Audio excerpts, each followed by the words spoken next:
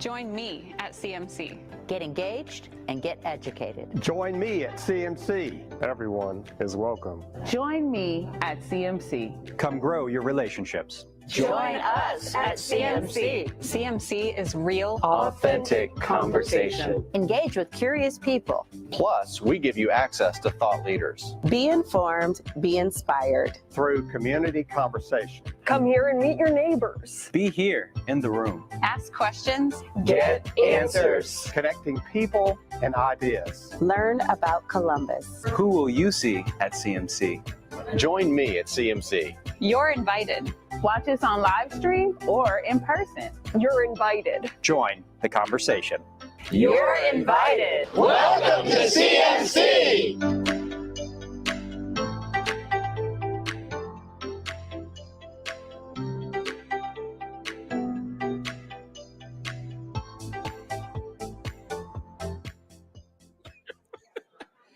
I would have yelled it. Don't worry. Well, good afternoon, everyone. Good afternoon. Welcome once again to the Columbus Metropolitan Club. It's good to have you with us on another Wednesday afternoon.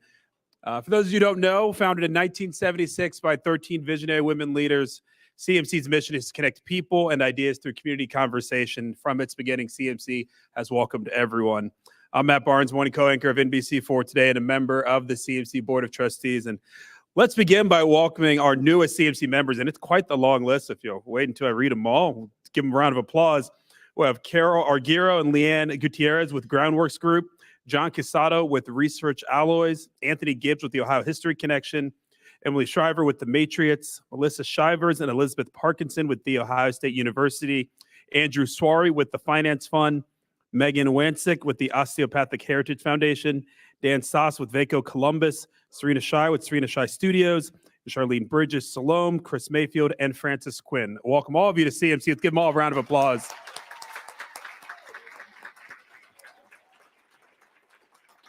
That is a nice long list, and I love to hear that. If you're not already a CMC member, as Jane already mentioned, you should be. It is easy, affordable, and you'll get to wear one of those sought-after green name tags, not the red ones, the next time you attend a forum. So check it out on the back of your forum flyer that's right there on your tables. You'll see the organizations that help provide the not-for-profit Columbus Metropolitan Club with half of its annual revenue as well. We want to thank all of them. To join the sponsor list, you can again see Jane right here at the table, or Lainey Cuthbert right there in the back with CMC. CMC's political series is sponsored by Hannah News Service. Today's forum partners are NBC4 and King Business Interiors. Our live stream presented by the Center for Human Kindness at the Columbus Foundation, the Columbus Dispatch, and NBC4i.com. Let's thank all of those for supporting today's forum.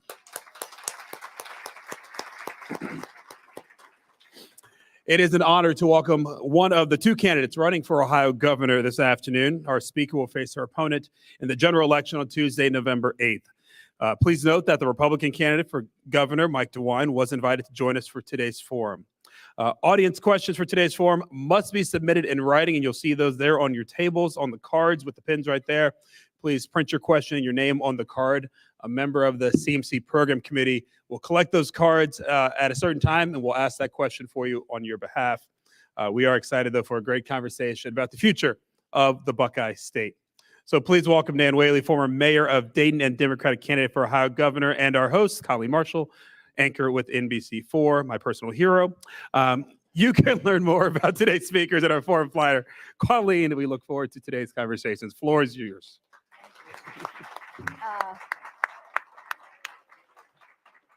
Before I begin, I don't normally do this at these events, but I do want to make a very brief statement. I've had a lot of discussions with our news director about the so-called open chair debate. And you'll notice I'm not going to be asking questions today to any open chairs. But I believe in, and certainly at NBC4, we support open political discussion and debate that goes beyond the messages that are canned and prepared that you see in political ads. Debates and conversations like those we have here at the Metropolitan Club. All candidates for office, regardless of their party, have an obligation to answer unscripted questions about their agenda, their beliefs, and their record.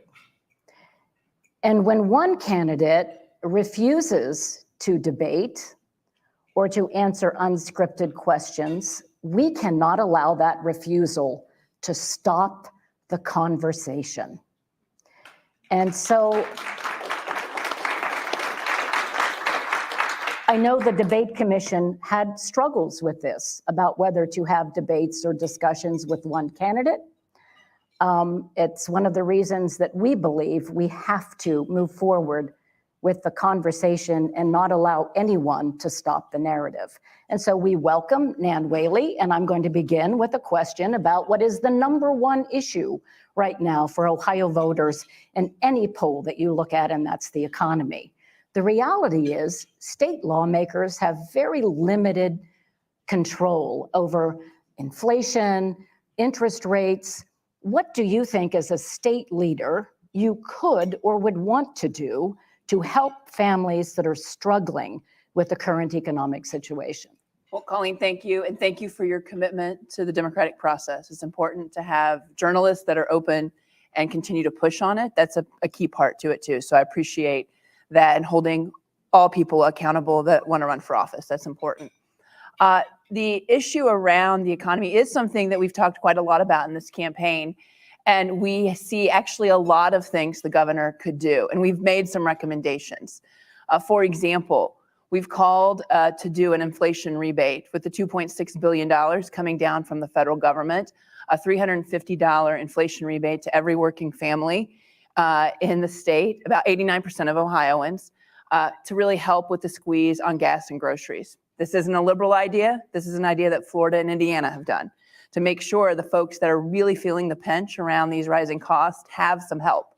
We've also called to, like, the first thing we would do on the issue of the economy is to put an executive order out that stops price gouging. One of the few handful of states in the country where it's still legal for corporations to gouge consumers with no repercussions in this state. We see those costs rise, particularly around prescription drugs, utility costs, and others, with nothing that the government can do because that executive order is not in place. We know, too, that we can cap insulin rates at $30 a month in the state, something the state of Kentucky has even done. So there is actual regular actions. I think we've unveiled about 5 of them through the campaign's time to make sure that we can really help on the pinch of inflation. The last thing we've done is saying, like, look, we need to suspend the gas tax for 6 months while it gets under control. We can backfill that with the rainy day fund. So the infrastructure is still built in the state, which is very important, but give people relief now while we try to get the national, as you're making the point, gets the inflation rates under control. The state can do that work. They can provide on the ground help. This governor can do that. This governor is not interested in doing that because that doesn't help him with the self-dealings and the cronyism that we see at the State House. Keep in mind, this is the State House that the FBI has called as the most corrupt in the country. And so they're not interested in really directing help to working families in Ohio. Well, of course, those accusations stemmed from the First Energy scandal, when we know that the former House Speaker is still facing federal charges coming out of that. But First Energy is a reality right now in the state. The bailout went through. Voters are paying for it. Right. So not only voters, everyone that gets a utility bill, right? Right. So everybody's paying for it. Everybody's paying for it in Ohio. So in so many ways, it's a done deal. What would you do to address the fallout from First Energy? Well, look, we've called on firing all the PUCO commissioners. That needs to happen. We clearly have a system that is bought and sold by the utilities rather than, and being regulating themselves rather than having folks from the Consumer Council or having folks from renewable energy on the PUCO, and making sure that we have more representative effort on that council. It's very important on the regulation of utility companies. And right now you have the fox guarding the hen house there. But I want to back up a bit around corruption in the State House. We have seen this for a long time in the state, and we've just dealt with it and said, oh, well, and it does not have to be this way. You know, if we were sitting here 4 years ago, the big discussion were the electronic classrooms of tomorrow, or ECOT, where they had a big donor who had an idea of virtual classrooms. They let him do this, and he sucked money out of our public school systems. 6 years ago, it was the payday lenders who wanted to charge, and they let them, exorbitant interest rates that drove foreclosures in communities and neighborhoods that I live in, and affected, again, families and communities. Over and over again at that State House, you see a big donor with a terrible idea where Ohioans pay. The first thing I did when I got in this race way back in April of 21, the first policy action was June of 21, and it was about how we take the corruption out of the State House and this anti-corruption plan. And so we need to back it up. Again, we got to deal with the fallout from First Energy, but we've got to make sure that we are, have a public accountability commission so we know what the Inspector General and the Ohio Ethics Commission are actually looking at. Having that be appointed not just by the governor, but by other State House leaders so it can be open and transparent. We need to make sure that we stop the revolving door. In the case of First Energy, they got, DeWine, they bankrolled DeWine's campaign, and then he gave them everything they wanted, including this bailout, but also their top lobbyist was the top utility regulator on PUCO. So we've got to stop the revolving door of working for government or corporations. You can work for one or the other. You should not work for both. And let me make the point, when First Energy settled with the US government for the largest settlement in American history, they admitted that they bribed Sam Randazzo with $4 million. That is the kind of stuff that's going on at the State House over and over again. And the answer for them is that they don't think Ohioans care and that they can do whatever they want. There is a clear choice this November on a way to move forward where we have accountability and we have new leadership there, but we need a complete and total overhaul there. You mentioned having a new commission for oversight. We've already got an attorney general and an inspector general and an ethics commission. Is the answer really to make another layer, another agency, another government arm? Isn't it to make what we have more effective? Well, I think what you see on the inspector general and ethics commission, there's no sunlight there. And so having I always believe transparency is one of the best ways to move forward. You have transparency with the Public Accountability Commission that isn't just appointed by the Attorney General or just one group, but a group of different elected officials. And having not just one party rule the state is key too. So then that we can see that sunlight and transparency. Secondly, we need to make sure we're fully funding the Ohio Ethics Commission and Inspector General. They've been flat for the past decade on their funding source, and we're not talking about a lot of money here, but their increase on the number of referrals they've gotten has increased 25%. So when you see that a quarter of an increase in referrals, you can't get them to them all. And so making sure they're fully funded so they can fully go through what is happening at the State House and in our state government, I think is really key too. To go back to my original question, the bailout exists. And if we remove from the process the alleged corruption and what we've seen from the First Energy, their consent decree with the federal government, if we remove all of that and go back to, if we could go back in time and take a look at the nuclear bailout and the argument that they were saving jobs and keeping those energy plants going, was that worth saving? Were the plants worth saving? Well, look, I think what you saw there is the House Bill 6 became a thing where it was about saving First Energy, not really around the nuclear piece. I mean, it's still not fully repealed, to your point, and we're still paying for an energy plant in Indiana.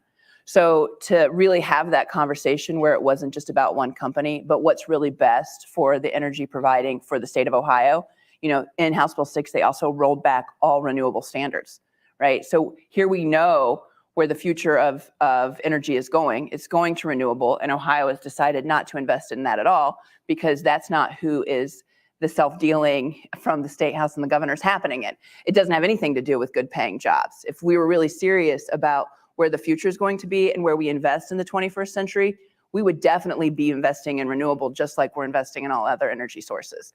That's the conversation, and the bill that needs to go through is what is really going to create the most jobs in the next 10 to 20 years that will also make sure that our utilities are affordable and that they're reliable, which is another issue for this. That was completely lost in House Bill 6. We'd have to start all over about what really needs to happen with our utilities. As you talk about legislation that needs to pass, if you were to be elected, the reality is the current makeup of the State House is at many times, in many instances, especially during the COVID crisis, we saw to the right of Mike DeWine. They didn't think he was moving right enough. So how could a Democrat move into the governor's office and get anything effectively accomplished with the current makeup of the State House? Well, first, I would say that Mike DeWine is too weak to stand up to this legislature. We've seen a Republican governor before him, John Kasich, who is clearly in charge. Right now, Mike DeWine has completely abdicated what is the fifth most powerful governor position in the country to Senate President Matt Huffman. And that's because he's more interested in holding on to his power rather than to really show real leadership. So that's the first point. He was more worried about his primary, more worried about how he stays into power rather than doing the right thing. Secondly, what we see on this General Assembly, it's an illegitimate State House. You have these lines that have been drawn and have been called unconstitutional by a bipartisan Ohio Supreme Court, not once, not twice, but 7 times. So when you talk at the beginning of this about the disrespect to the democratic process, we've seen this before when you have a governor and a state legislature completely ignore 73% of the Ohio public on wanting fair districts and deciding to do whatever they want, even if the Supreme Court has told them it's unconstitutional. Now, we will redraw these lines come this next year, regardless of who the governor is. And the governor sits on the redistricting commission.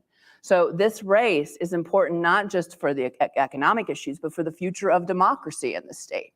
Are we going to have a governor that's just going to do whatever his party wants him to do, even though he says what's politically convenient at the time and does whatever they want at the end? Or are we going to have what the Ohio people have called for, which are fair districts? And look, I don't think they're going to be Democrats when that's done. I think it will still be a majority Republican, but they will be people that are worried about general elections rather than primary elections. And that will normalize our state house, and we'll have a state house that's actually reflective of the Ohio public. Because this public is a common sense, middle of the road state. We are being governed by extremists and radicals, all because they don't want to take power away, and they like the fact that they make their decisions in primary elections. Let's talk about abortion. There are many people who believe that that could be like the hidden factor in the race this year. I think Ohio, if this is true, I've heard it. I can't say it's true, but I've heard that Ohio is only behind Kansas in the number of women who have registered to vote this year leading up to the election, because a lot of women are worried about the outcome of abortion standards that are now back to the state. Even before you were running for governor, you were clear and open about your position of being pro-choice and having the government out of the abortion decision-making, that's between a woman and her doctor.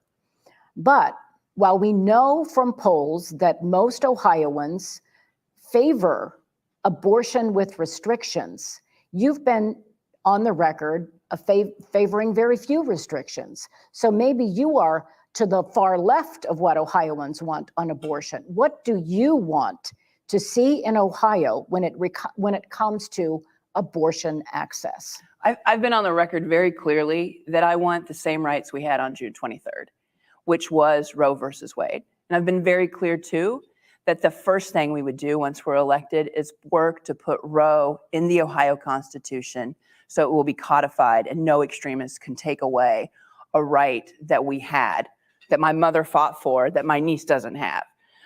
This is the position of the majority of Ohioans. Over 60% of Ohioans want Roe versus Wade.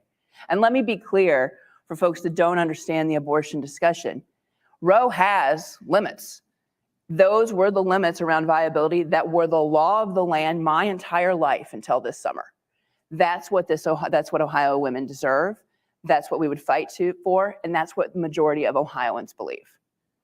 And the polls show that the majority of Ohioans would favor a return to that level Absolutely. Of restrictions. Every poll is always like 60 to 65% on this. So why do you think the polls show you so far behind Mike DeWine? Well, I don't know if this is an issue that's important to Ohio voters, why do most polls have him, double digits ahead of you in this race? Well, I don't know if you've heard, but he's been on the ballot since I was 10 months old, and so he has a lot of name recognition. The guy's been in office for 46 years. And so I think that has a lot to do with it. And look, I think, this has been a shock to our system and to women and the men who support women in our state. Particularly, look, when June 24th happened, it was tough for all American women, but for Ohio women, it was devastating. We saw what Mike DeWine did 7 hours after Roe fell. He made sure the 6-week abortion ban went in place. And we saw what that meant in this city. A 10-year-old in Columbus who was raped had to go to Indiana to terminate a pregnancy. When Mike DeWine was asked about it, he said he doubted if she existed, and if she existed, she was lying. Now, once Columbus police arrested her rapist and he confessed, Mike DeWine has 2 words, and you know what they are, Colleen? They're no comment, because he doesn't want to talk to the Ohio voters and the Ohio people because his position is so out of step. He thinks it's fine and believes a 10-year-old girl should carry a rapist baby to term, which is incredibly dangerous for the 10-year-old, incredibly wrong, and should be the decision between her and her family. Mike DeWine wants in that room. That's why he's not talking to you or anyone else, because he knows his positions are so out of step. Also, we know the polls have been all over the map in this race and across the country. If you remember when Kansas happened, on the vote around abortion access, it was too close to call. Kansas won by 18 points. They were 18 points off.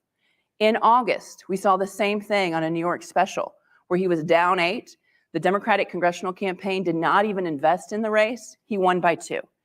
The polls have consistently not shown how big of an issue abortion is for voters in races, because this has never happened before in my lifetime. Never before have a group of people, which is half the population, lost a right. A fundamental right has been taken away. And we have a governor who has been waiting his entire long career to make that happen. That's what's on the ballot this November.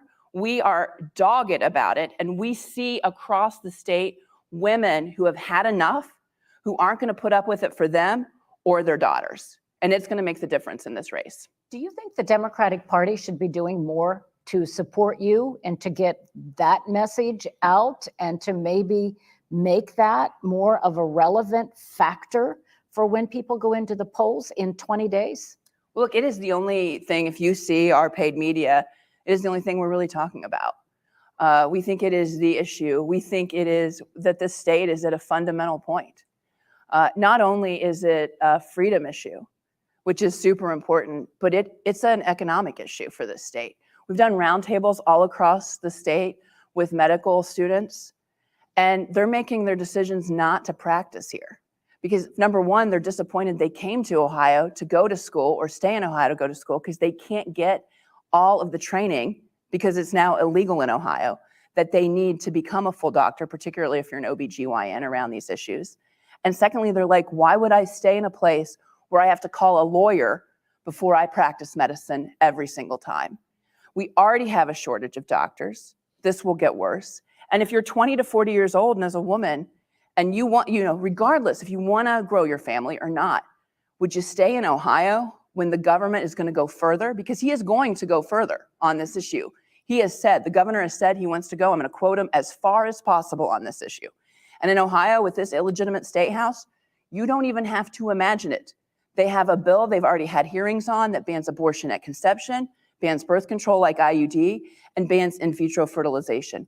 This is completely out of step with what common sense Ohioans call for. And I think Ohioans know that they're a common sense state that want women to have these decisions with their family and their doctors. To go back to part of my question, are you getting the support you need and want from the party, from your Democratic Party leaders? Well, yeah, I think the state party's been very supportive of us. We have the largest coordinated campaign in the country, actually, between us and with us and Tim Ryan in the state. But look, you always want more support if you're running for office. That's always the goal of it. But I've been really grateful for the support we've gotten. Who is giving you financial support? Who are the donors that voters might want to know about? Look, we are really proud. We're about? really proud of the donations we've gotten. We've received donations from over 27,000 people, 10 times the number of donors that Mike DeWine has. And ours are grassroots folks that are committed to this race. And it's women from across the state doing meet and greets, doing efforts to really push because they know what's at stake. So it is a broad coalition, and I'm really proud of the support we've gotten through this grassroots campaign. Here in Central Ohio, Mike DeWine can point and is pointing with pride to some major projects that are coming to the region, especially Intel. Intel is promising jobs, infrastructure improvements, jobs that are high paying. Now we know Honda is going to expand its electronic vehicle capacity here, and they've got a partner, and they're going to have an electric battery plant in Central Ohio that's promising a lot of jobs. Is he doing what he promised to do for the people of Ohio when he has these massive jobs projects that he can say, look what we did? Well, I think anybody in Ohio is excited about Intel and Honda coming here.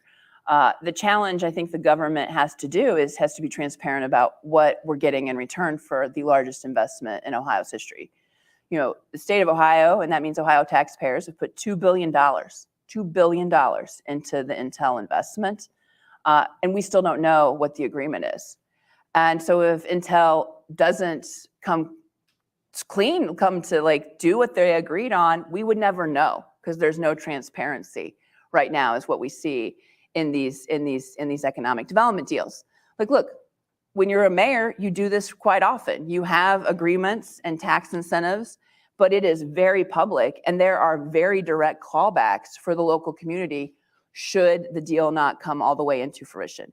And we have seen already how this Intel deal has been on again, not as big. Okay, we're going to be big just based on things that are out of our control, like the federal government. So really having an understanding of what Ohioans are getting in return for these deals, I think is really important, especially when we have the record of this governor in the state house being called the most corrupt by the FBI in the country. The lack of transparency around these deals is very concerning. Secondly, I'll say we are in the Columbus Metropolitan Club. It's in Columbus. This is the only metro that's growing, and these jobs continue only to come to this metro. And so I'll say when Intel was announced, I think a leader from nearly every single region texted me and said, "Where's our Intel?" And we have seen from Columbus, and the growth of Columbus hasn't actually been from other states. It's from other communities in Ohio. And that is not a sustainable way for us to grow as a state. Compare that to Nashville, for example, where they actually are pulling talent from other states. Columbus Metro is only pulling 9 out of 10 are from people from other communities in Ohio. And that's a concern. So we have to get this investment, not just in this metro. So what's your plan? What would you do to make sure that we not only retain, which we always hear, we have college educated people, especially in engineering and the STEM fields that leave Ohio. So what's your plan for retaining Ohioans, but also attracting outside investments and people? Right, well, I'm really proud that last month we did what we call our One Good Job Plan. The state of Ohio says, this is state of Ohio numbers, says that we will have about 22,000 job openings in this state, particularly around building Ohio for roads, bridges, infrastructure, building buildings. 22,000 openings. That was before the Intel deal was announced and before the bipartisan infrastructure bill was planned. This government has said, well, we'll just bring people in from other states. When they do that, they go home every weekend and take that money with them. The One Good Job Plan we talk about, we would put in place is a $65 million investment in apprenticeship readiness programs to widen that pipeline so people from Ohio build Ohio. So people from Chillicothe are building Chillicothe. We have got to build this economy from the middle out, not from the top down. And those jobs are good paying jobs with pensions and benefits that are all across the state. We know it's going to be more than 22,000, because of the Intel and bipartisan infrastructure plan. We should be making sure and preparing that we have Ohioans that are building Ohio. That work can be all across the state, particularly because of the bipartisan infrastructure work. And we need to make sure that we're building that talent here for us now. That makes a big difference. As someone, my dad was an iron worker who was an auto worker. Those jobs are the jobs that got me to be the first to graduate college in my family. They make a difference. We know that's how the middle class was built in this state, in this country. And we need to make sure that we're investing in that in a very real way. This government is not doing that. I want to give you a chance to respond to some of the things that voters see every day in commercials that are attack ads against you. And we're all used to attack ads. And it's like, well, what do we believe? What do we not believe? Among the things that are being said about you is that you were a failed mayor. My mother takes great offense to that one. I bet.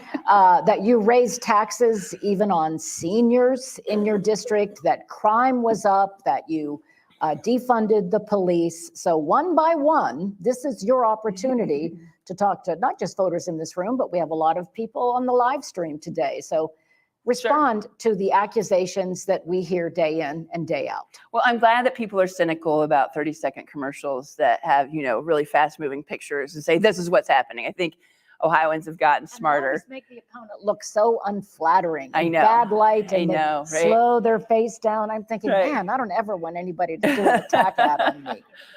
It's not pretty. It comes with the territory stuff, right? So look, I'm proud of my time as mayor. I was president of the United States Conference of Mayors, and we saw over $1 billion of investment in our city without a partner at the State House, I might add. So we're really proud of that work. We had, in 2016, I talk about it a lot, high quality universal preschool for every single 4-year-old. It was so popular and did so well that we added every 3-year-old as well. It's become a national best practice. Fancy cities like Santa Barbara come to Dayton to figure out preschool. It's something I'm really proud of, the work we're doing to get kids kindergarten ready and also make sure that people have access to childcare, which is a key workforce issue, something that should be scaled statewide. Dayton voters voted for that. They voted for this. I supported it so we could have investment in preschool, but it was a vote by the people of Dayton. That's what they're discussing there. Secondly, I'm proud that we actually, during my time as mayor, increased the number of police officers that are at the city of Dayton. We know we need more police officers. Every mayor that I talk to, particularly every mayor in the state of Ohio, knows this is why we fought for the American Rescue Plan money, because we wanted to make sure that we could have police and fire services. That's why I fought for that, which, by the way, Mike DeWine attacks me on an ad and is more than happy to do, I think, 15 press conferences where you don't get to ask questions, of course, but he gets to make the point that he is putting this money into the community, money that we fought for to make happen to protect police and fire. So that is absolutely not true. In 2009, do you remember 2009, the Great Recession that hit Dayton probably hardest, second only to Detroit? Yeah, I'm old enough to remember 2009. Yeah. Thanks, Colleen.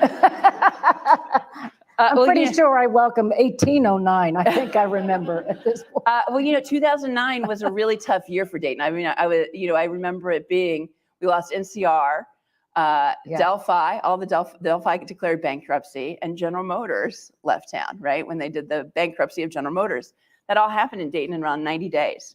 Dayton probably had the worst Great Recession next to Detroit. Just for our manufacturing, we lost 16% of our job base. 62,000 jobs, it was enormous. And we did across the board cuts in the city, so that way we could not go bankrupt during the Great Recession. That's what they're talking about when we had to do across the board cuts in our city. Look, you've got to govern as a mayor, and you got to make sure that people have the services they need. I am proud of the work that I did as mayor. We saw an increase in the number of officers. We've seen an increase in the number of in our ability, frankly, to fight crime. We've actually seen violent crime go down in Dayton during my time. We just did a roundtable with the former police chief, Richard Beal, who served 13 years with mayor, to talk about the statistics. So this is just all not true or moved to a way to, lawyer lie through commercials. I know we're all shocked. I do want to remind people that we take questions from the audience if you've got them, they're writing them this time, and we also have them, some people putting in questions online.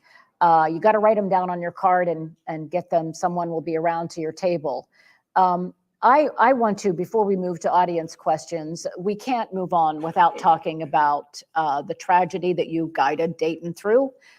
The mass shooting. And at that time, there were promises that gun control would be coming. The reality is, it doesn't matter who's in the governor's office. This is not a legislature that's going to put restrictions on guns. That's the truth. And since that time, gun rights have actually expanded. You don't need training now for concealed carry, and you can do open carry in more places. So realistically, what would we expect during a Whaley administration? What could you realistically accomplish when it comes to guns, especially an issue that has to be very personal for you? It is personal to me. And frankly, I believed Mike DeWine when he called me the day after we had the vigil. I'm sure you remembered, it was August of 2019. Thousands of Daytonians came to a vigil. Mike DeWine came too. And when he got up on the stage to speak, you don't see this very much in American politics. The people of Dayton shouted in frustration, "Do something," so loudly the governor could not finish his comments and he had to sit down. And he called me the next day and said he intended to do something around gun safety. Look, I'm a mayor. I work across party lines all the time. And if someone's going to make your community more safe, you're going to work with them. So I stood next to him when he unveiled Strong Ohio. And then I watched him do nothing to really move it forward. And then I watched him do something all right. He made the problem worse, right? He signed Stand Your Ground, like you mentioned, permitless concealed carry, and the arming of teachers with little training. I would like to point out that permitless concealed carry was not veto proof. He could have vetoed any of these things. There were still enough Republicans that said no to this bill because law enforcement were against it, that he could have stopped it, and he chose not to. Again, saying what's politically convenient at the time and doing whatever the extremist wants when it matters. This state further it's another example where we're being governed by extremists. 9 out of 10 Ohioans support universal background checks. I like to joke that 9 out of 10 Ohioans don't agree the Ohio State Buckeyes are the best football team, right? This is a universal Ohio opinion. And this goes back to redistricting. Because again, if we get legislators that have to think about their general election voters rather than their primary election voters, we would get common sense gun safety. So this wouldn't be something in the first 2 years. You're right. I recognize once elected, I'm going to stop bad things from happening to this state. That's going to be the role of the governor. And that's an important job. But the second 2 years, we can get common sense gun safety because the majority of Ohioans are really, really there. And those are the kind of things that we're excited to work on because we know this is a common sense state that wants to be governed in a common sense way. It has gotten completely out of whack. All right, we are going to go now. Jane Scott, the CEO of the Metropolitan Club, is going to tell us about what some voters want to know. Jane? So we have questions online that have been submitted before, and I'm getting them live, and we'll go back and forth between questions that have been submitted. So we'll go as quickly as we can. We have lots and lots of questions. We'll try to combine some thoughts as well. So the first question, what are your thoughts about ranked choice voting? Yeah, look, I think ranked choice voting has shown a way to shake out a lot of the partisanship overall in our governments. And folks that have used ranked choice, we've seen, again, a normalization of the democracy. So yeah, I think it's overall a good idea. There's a lot of work that would need to be done in this state to start that. We haven't even seen, I don't think, a community has done that yet. And I think we would start with like having a local community start with ranked choice to see how that goes and how people get comfortable with it as we move forward. But it has been a way that we've seen democracy be protected in this country. Carol Looper, a board member, has the next question. What support is most needed for your campaign between now and November, aside from money? Oh, okay. Well, money's important, as a working class woman from Dayton, I'm not a millionaire. And so Mike DeWine is wealthy enough to put $4 million of his own money in this race. I'm a public servant. My husband's a public servant. That's not happening. But secondly, go to nanwhaley.com. There are volunteer opportunities that you can definitely join. But I always like to say what I really think is the big way that people can help on this campaign is if they can think of people that they don't talk politics to that they're friends with. And this might be people that are in your book club or in your church or, in your bridge club. My husband plays bridge. He's not 80, but he does play bridge. And, really talking to folks that you don't talk politics to because you just don't want to go there. And particularly for women that want to help, talking to other women around what's at stake around abortion access for their daughters, their granddaughters, their nieces. And having that conversation about Mike DeWine and what he's done, particularly around gun safety and abortion, I think is really key. And I tell folks, you don't need to go talk to the Trump flag people, but there are people that are open and are not happy with how their community is moving forward. And we have got to break the discourse and the dialogue so we don't just get in our bubbles and have conversations with people we know we're going to agree with. My son is 36 and he plays euchre. So, there you go. Yeah. Right. It's like, really? Okay, Jane. This question is from Lee Shackelford. Is it more important to lower taxes or spend tax dollars for the betterment of more Ohioans? Look, I think I'm gonna answer that a little differently. I would say that it's important that we spend our taxpayers wisely, but we also need to make sure that people are paying their fair share. Because right now, the burden of our taxes in this state are actually on working class people. John Husted, when he was Speaker of the House 25 years ago, had this idea that if they cut the taxes for wealthy and corporations, that all of our communities would thrive and grow. Clearly, that's a failed policy because I'm sitting here running for governor. I would be like perfectly fine in Dayton being able to grow our communities if that policy plan worked. We've got to make sure that the burden is fairly shared in this state. And I say, look, as mayor of Dayton, I made $54,000 a year. I paid income tax, Ohio income tax on that $54,000. The lobbyist down at Broad, he pays $0 on Ohio income tax the first $250,000. I just want him to pay the same amount I've been paying. And I think that fairness issue as well will help us be able to provide services that are needed in our community. Carol has the next question. Hi, I'm Carol McGuire. I'm on the program committee. This is a question related to housing from Kit. I'm going to butcher this, Langsdorn, I think. What are your goals for increasing housing production in all regions of Ohio? And then I would also add to that, affordable housing or housing that's affordable is also a big issue. So perhaps combine the two of those in your response? Thank you. Sure. Look, I'm really excited. I haven't had a chance to talk about my lieutenant governor candidate with me. Her name is Cheryl Stevens. She is the former mayor of Cleveland Heights and is on Cuyahoga County Council. I always say what's better than one former female mayor, but two former female mayors.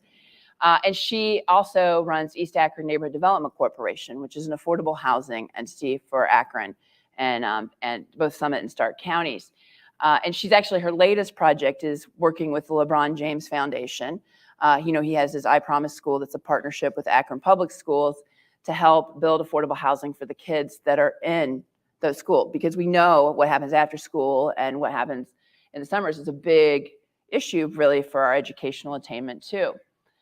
We do not put enough money in affordable housing in this state, and we do not incentivize suburbs to take affordable housing. The competition for affordable housing bill has gotten to a point where you're lucky, like in the Dayton region, if we get one or two affordable housing sites that are funded. And because Columbus is having the most difficult time around affordability, it is getting the most of the tax credits. 80% of them went to the Columbus Metro, leaving the rest of the state to only have 20% to fight. And affordable housing is a problem everywhere. So really having more funding in it is key. And then secondly, I would say making sure that we incentivize suburbs to take affordable housing is really important too. We want to make sure people just don't live, particularly we know from Raj Chetty's work at Stanford that when we and have folks of different incomes live across our communities, that is better for both the wealthy and the people that have less means. And so that is something the state can absolutely do in incentivizing local communities to do that. Thanks for that question. I could go on and on, like half as much as Cheryl. Cheryl would take a whole hour. Mindy Wright, member of the program committee, and this question just comes from the audience. There are numerous bills in the State House and resolutions with the Ohio State Board of Ed that will negatively impact people of the LGBTQ+ community. How will you support this community as governor? Well, I'm really honored to be endorsed by the Human Rights Campaign. And as mayor of Dayton, I was proud the very first year they even graded us for the Municipal Equality Index. We got over 100%. We had bonus points. And was proud as mayor that I was the first person in the state to perform the first same-sex marriage once Oberger fell. Say that 3 times, Oberger fell. And it was about an hour and 3 minutes after the suit came down. So this is, I'm proud to be called by the LGBTQ community in Dayton their strongest ally. And look, this goes back to stopping bad things from happening at the State House, right? I've always believed as mayor of Dayton that a key to growth is being an inclusive community. I've always said no matter who you love, where you come from, or what you believe, you're welcome in Dayton. It should be the same for Ohio. We have a state right now where it is still legal. It is still legal for a landlord to throw someone out based on their sexual orientation. It's unacceptable. We've been introducing this bill 5 times for 10 years now with no movement. As governor, I prioritize these issues. I recognize I'll have to wait until we get rid of the illegitimate State House that exists now, which will happen in the second 2 years. But until then, I'll stop those things from happening to the LGBTQ community. They're a key part of the growth of this state.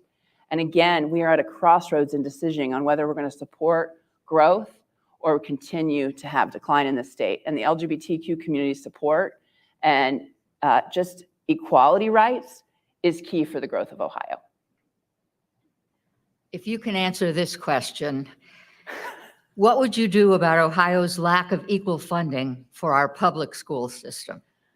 Well, look, I have to say, I tell folks that the only thing the state legislature did this cycle was put forward a school funding plan that urban, rural, and suburban schools all agreed to, which is really unheard of. It's been waiting for 30 years. The challenge they did, though, is they only funded it for 2 years. They didn't fund it long-term for 6 years. And so school districts appropriately are worried what the state legislature is going to do to them. Local communities and school districts usually view whenever the state legislature is in office and convening, it's dangerous for us. And so getting that to be long-term funding for 6 years will be really key. Secondly, though, typical of the legislature, they take one step forward, they took 2 steps back.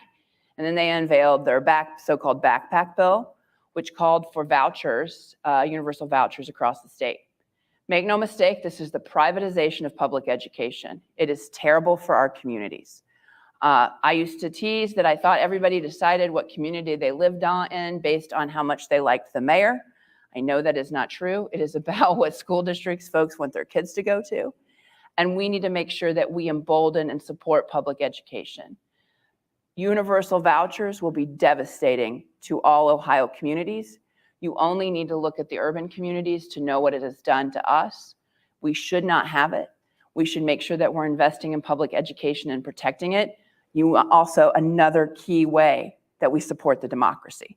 This is a democracy issue as well.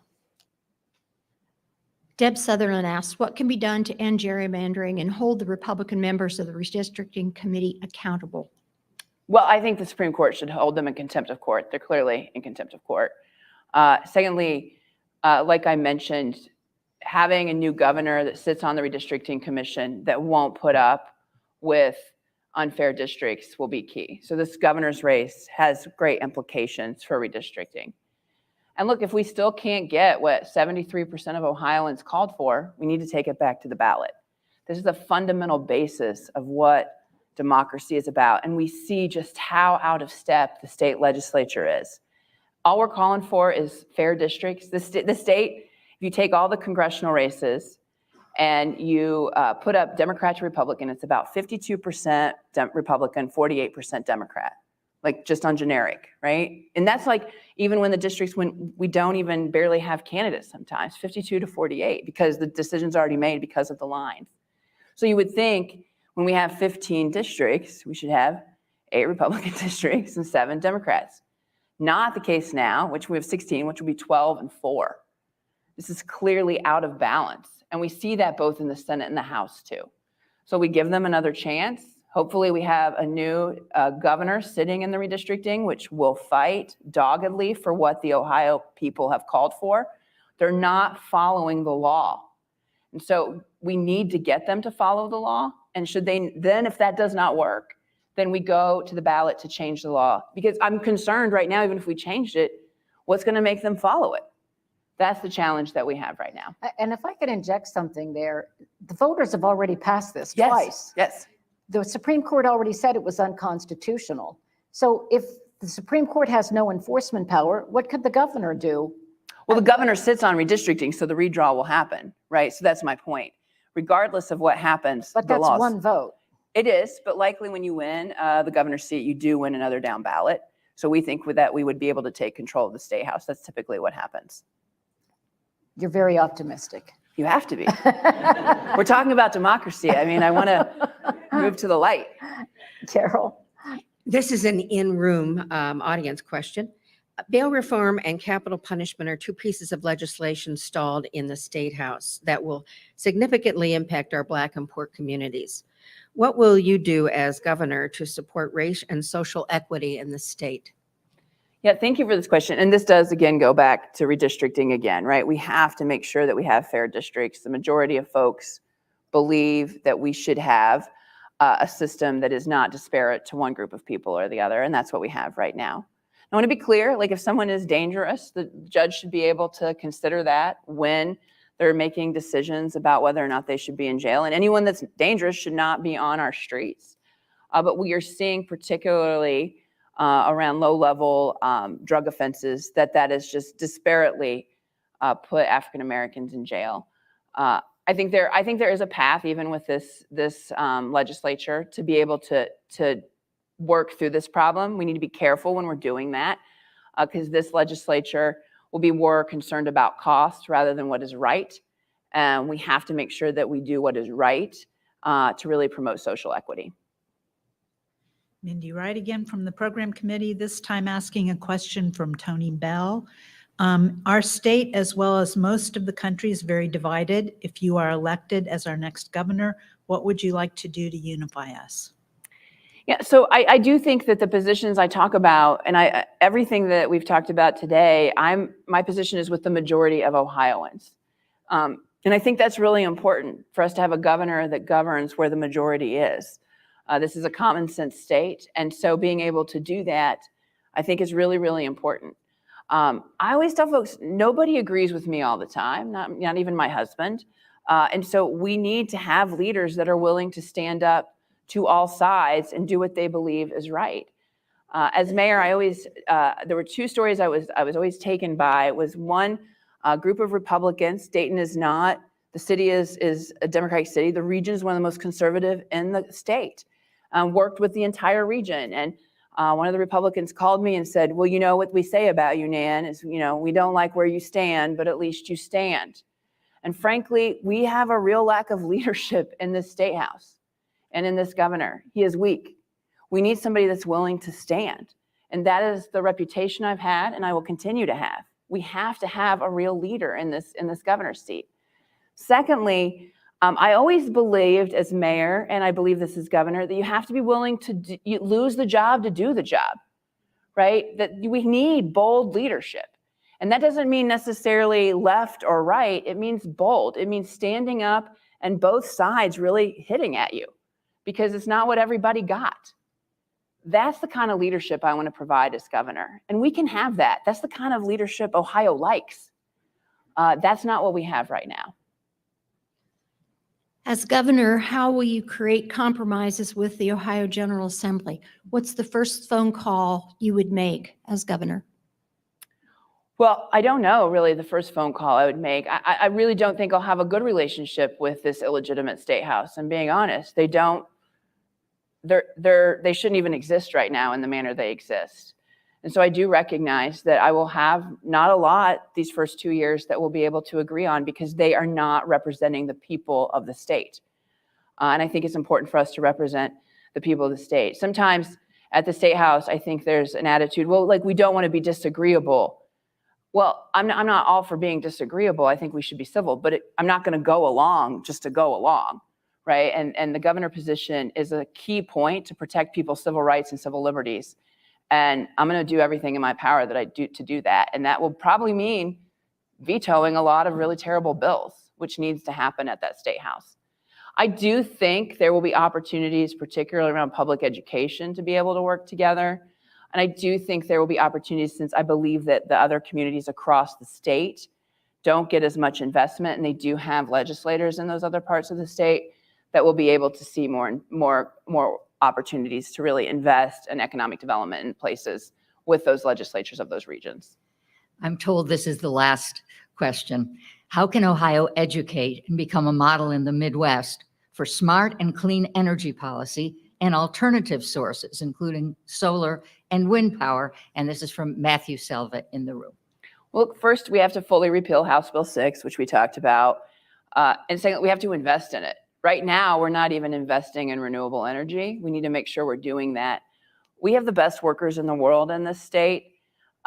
We need to be building the solar panels and wind turbines right here in Ohio. Michigan and Pennsylvania are completely eating our lunch on this. So frankly, I think our first step is just to get in the game. And then once we're in the game, we can work to make sure that we're investing in the new energy that we know is coming. This is really important, not just for being first and being in the top of it. It's also about the jobs that we will lose if we don't. We know what is coming from General Motors. We also know that along the I-75 corridor, most of the transmissions and engines are built on that corridor. Battery cars don't have don't have transmissions and engines. And so we want to make sure we're building that through that corridor, or we're going to see the same story again about people that feel forgotten and ignored. And so this investment is really, really key for job growth across the state as well. All right, I hope was you a will lightning join round. me in thanking Nan Whaley for being here and answering our questions. Thank you. Thank you. Thank you so much for being here. Thank you, Colleen, for making that happen. This was always a fun discussion to hear from one of our potential candidates who could help be the leader of our state. So thank you so much for being here, Nan. Please join us next Wednesday as CMC presents another fantastic forum, The Long March for Equality, 4 generations of LGBTQ plus activists. I want to thank our CMC Political Series sponsor, Hannah News Service, our forum partners, NBC4 and King Business Interiors, our online virtual seat patrons, and to the Center for Human Kindness at the Columbus Foundation for presenting our live stream in partnership with the Columbus Dispatch and NBC4i.com. And of course, thank all of you for joining us today for another forum. Look forward to seeing you next Wednesday as the Columbus Metropolitan Club presents another community conversation. Thank you and have a wonderful rest of your day. Thank you.